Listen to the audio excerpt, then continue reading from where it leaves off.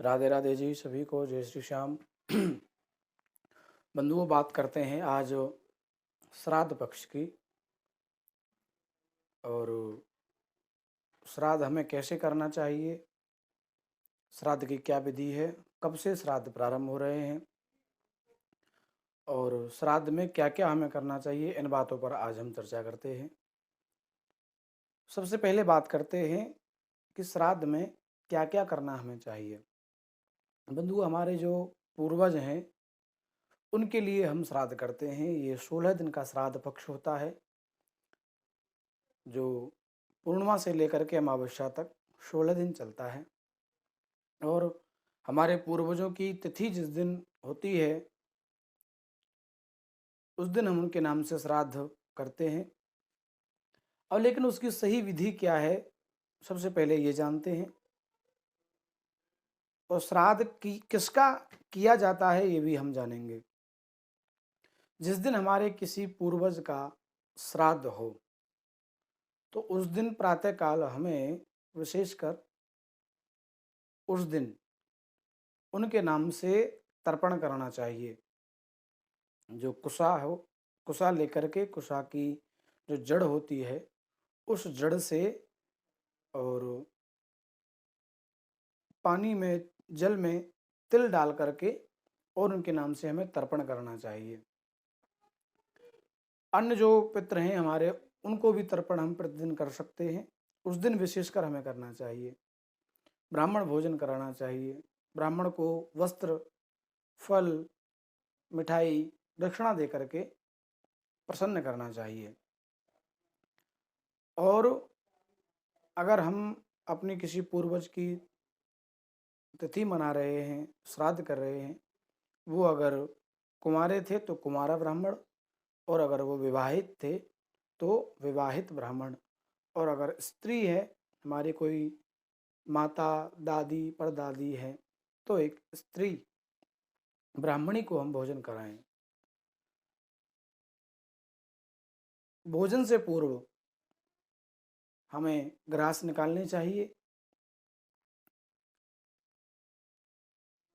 दो दो पूड़ियाँ 5 जगह लेकर के उनके ऊपर जो हम भोजन में बनाएं, भोजन में मीठा जरूर बनाएं। जैसे खीर, हलवा इत्यादि। मीठा खीर बहुत अच्छी रहती है, खीर ज़्यादा बनाएं। और दो दो पूड़ियों पर रख करके सबसे पहला ग्रास गौ माता का होना चाहिए, कौवे को होना चाहिए, और कुत्ते को होना चाहिए, चींटियों को होना चाहिए, मछलियों को होना चाहिए। अपनी सुविधा अनुसार हम अपना देख सकते हैं कि हम किस किस को ग्रास दे सकते हैं। बाकी सभी ग्रास हम गौ माता को दे सकते हैं। जैसे मछलियों की व्यवस्था नहीं हो पाती है, आजकल मछलियाँ हर जगह नहीं मिलती हैं, तो हम वो गौ माता को दे सकते हैं, लेकिन निकालें ज़रूर। और प्रयास कीजिए कि ये जो ग्रास हम निकाल रहे हैं ये पूरे 16 दिन तक निकलें तो और अच्छा रहता है। प्रतिदिन अगर हम नहीं निकाल सकते हैं तो रोजाना 2 रोटी तो हम गौ माता के लिए अवश्य निकालें। प्रातःकाल का जो भोजन है वो स्नान इत्यादि करके हमारी घर की माताएं बनाएं, और उसमें सबसे पहली जो रोटी हैं 2, उन पर कुछ मीठा रख करके गौ माता को प्रतिदिन हमें देना है 16 दिन तक, ये तो याद रखिए। और जिस दिन हमारे किसी पूर्वज की तिथि है उस दिन हमें पंचग्रास निकालने चाहिए और ब्राह्मण भोजन कराना चाहिए।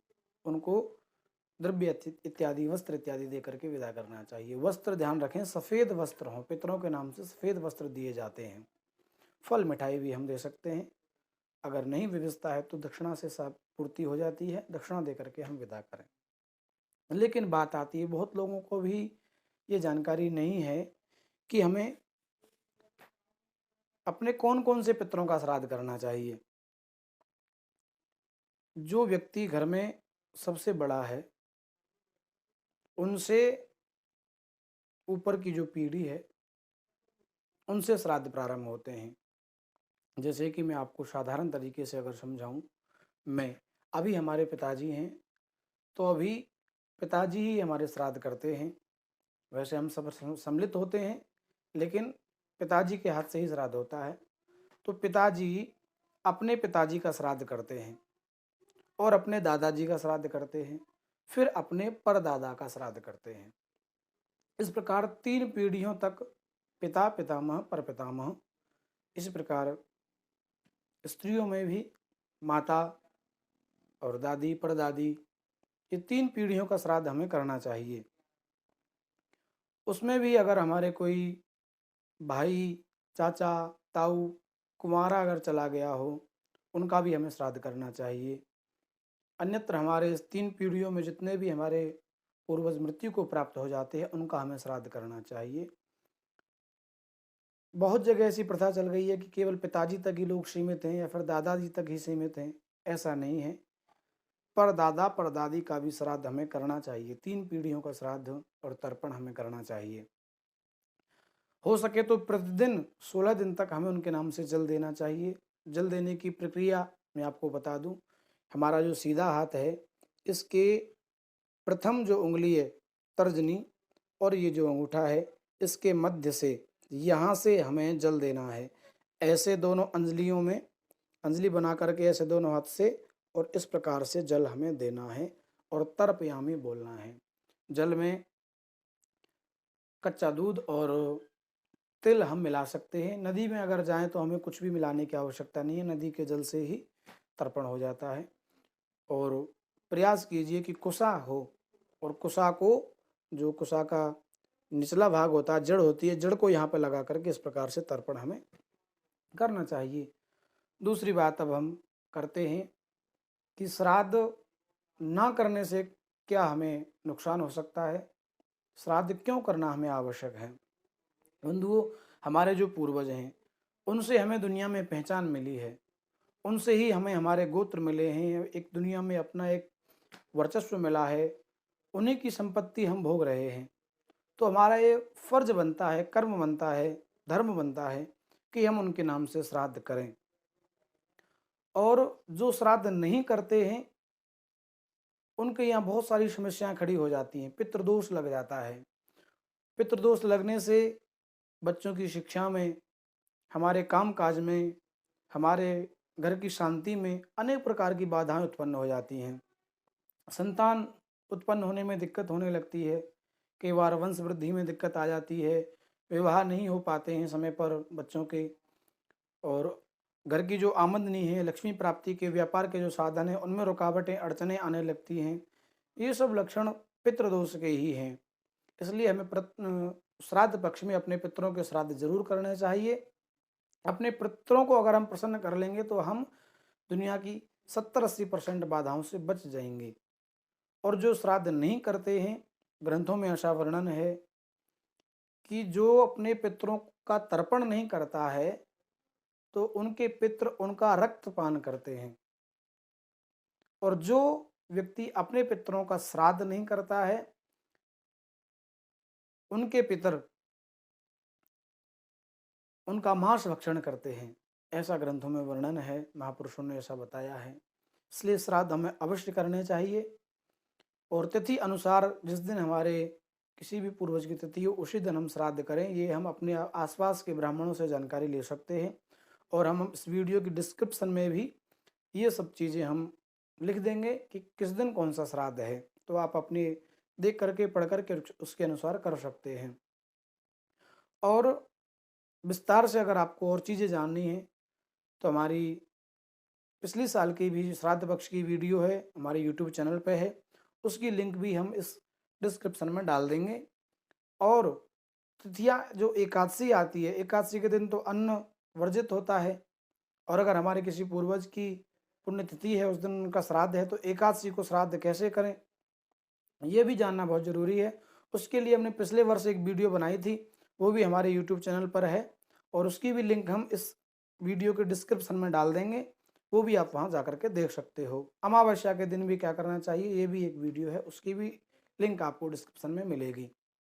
एकादशी के दिन खोवा के पिंड बना करके श्राद्ध किया जाता है। और हो सके तो ब्राह्मण ब्राह्मणी को फलाहार से हमें भोजन दे करके, फलाहार करा करके, द्रव्य इत्यादि दे करके प्रसन्न करना चाहिए। अन्न का उस दिन अन्न का भोजन कराने से दोष लगता है एकादशी के दिन, इसलिए अन्न का भोजन करने से बचें और फलाहार इत्यादि पूरा भरपूर करा करके अपने पितरों का श्राद्ध करें। आने वाली 29 तारीख 29 सितंबर से इस बार श्राद्ध पक्ष प्रारंभ हो रहा है और 29 सितंबर को ही पूर्णिमा और प्रतिपदा का श्राद्ध है। दोनों तिथियों का श्राद्ध एक ही दिन है, इसलिए प्रयास कीजिए कि जिनका पूर्वजों का श्राद्ध पूर्णिमा को है वो भी 29 तारीख को करें, और जिनके पूर्वजों का श्राद्ध प्रतिपदा यानी हमारी लौकिक भाषा में पड़वा जिसे बोलते हैं, प्रतिपदा का पड़वा का जो श्राद्ध है वो भी 29 तारीख को ही करें। 29 तारीख से ये श्राद्ध पक्ष प्रारंभ है और अन्य तिथियों की जानकारी आपको डिस्क्रिप्शन में मिल जाएगी।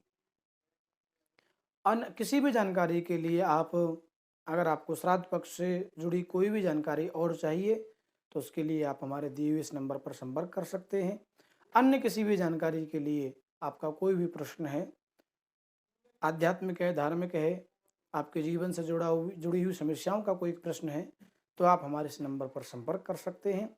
अपनी सामर्थ्य अनुसार आपके इस प्रश्न का हमें समाधान करने का प्रयास करेंगे और आगामी ऐसी जानकारियों के लिए हमारे इस YouTube चैनल को सब्सक्राइब करें, बेल आइकन जरूर दबाएं ताकि आने वाली सभी वीडियो की नोटिफिकेशन आपके पास पहुंच सके और आप उसका लाभ ले सकें। जय जय श्री राधे।